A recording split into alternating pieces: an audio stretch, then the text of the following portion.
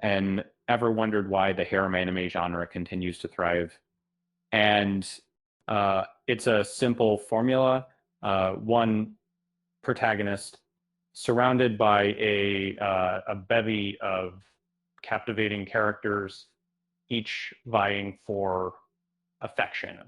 But within this familiar framework lie hidden gems, shows that transcend the tropes and deliver genuinely engaging stories.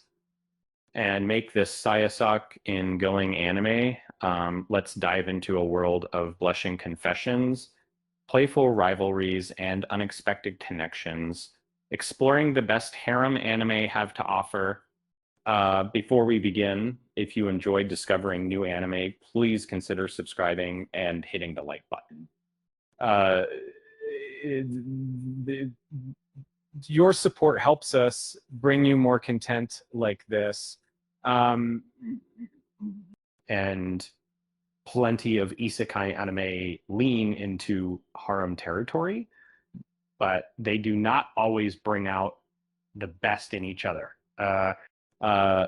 These stories have a habit of emphasizing the most generic traits of both themes, resulting in forgettable slogs or that said, exceptions exist that not only do justice to both isekai and harem conventions, but also heighten their strengths. So the few comedy series even manage to parody both genres quite well.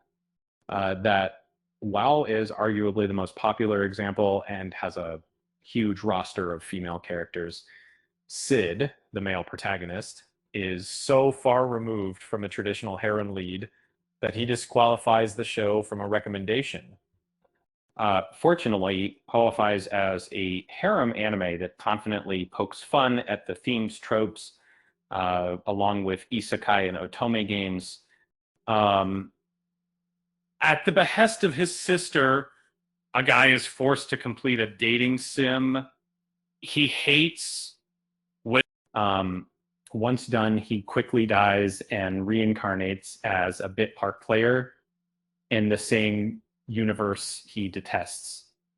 Armed with the required knowledge to live a cozy life, Leon sets out to play the game while also keeping out of trouble. Uh, that does not happen, and he soon finds himself attracting unwanted attention, including landing in the middle of a harem featuring the game's heroine and villainess, who develop surprisingly cute relationship in March of 1915. Generally, I try to avoid directly comparing an anime or anything really to something else, as I prefer to examine how things stand on their own rather than if they can hold up to a genre or mediums masterpieces in my however, while rewatching, I just could not shake the feeling that this is just a worse version of Demas. The characters have similar designs, and both anime blend fan service, battle shonen action, and hints of romance. The male lead is not a pushover in either case, and they unlock a strange power while becoming the center of attention for a group of girls who gradually grow to love him. The main female characters are both redheads too. Both series lean heavily into ecchi content, and they are fairly risque compared to other harem anime. Well, is a great harem and decent action anime is a decent harem and a pretty poor action anime. So this anime is only worth watching if you are specifically craving a show that does not hold back on fan service, as that is where earns all its value. The characters aren't exactly parable, but they are one note and a bit too conventional. Basara, the male NC, is just a bit too cool. Although not as common as rom-coms, the harem genre occasionally crosses over with action, delivering shows that try to blend fan service with battle shonen goodness, while and represent this marriage's ideal. Um, they are exceptions to the rule, with most battle harems falling flat. Anime-like and are difficult to recommend to anyone but die-hard harem fans, and their action set pieces are arguably their weakest points. Still, they're not terrible, just very niche, and serves as a better example of this type of show, one that can be enjoyed for both its harem and fights.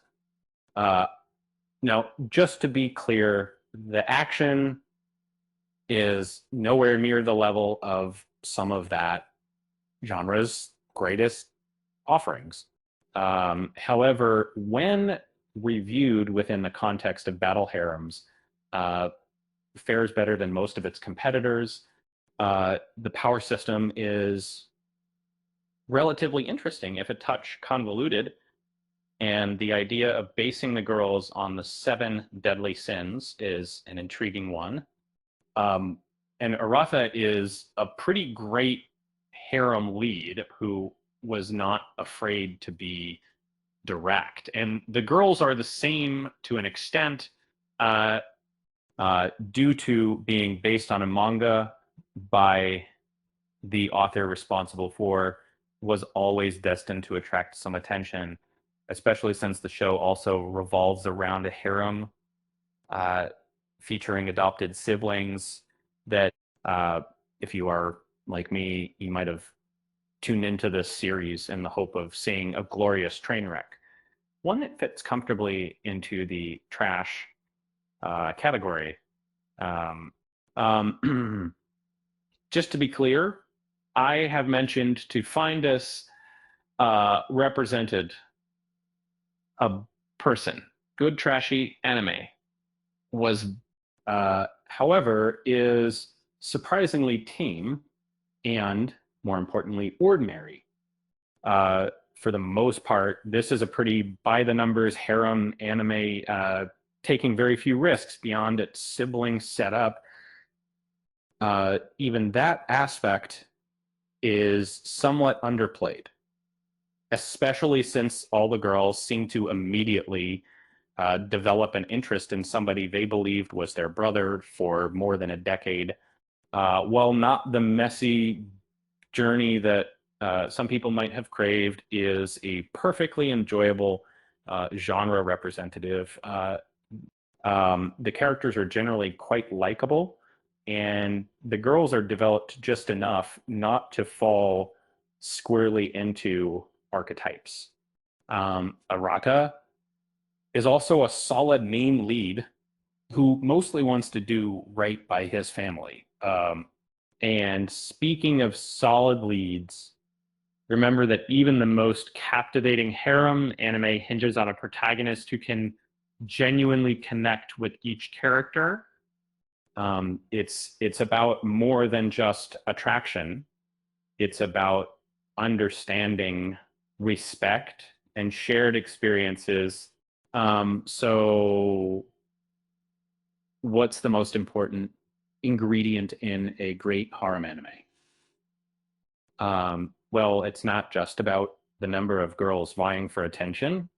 It's about the chemistry, the development, and the emotional connection. It's about watching characters grow, evolve, and ultimately find happiness, whether it's through romance or friendship. And that's what makes the best harem anime truly special. With that said, thanks for watching, and until next time.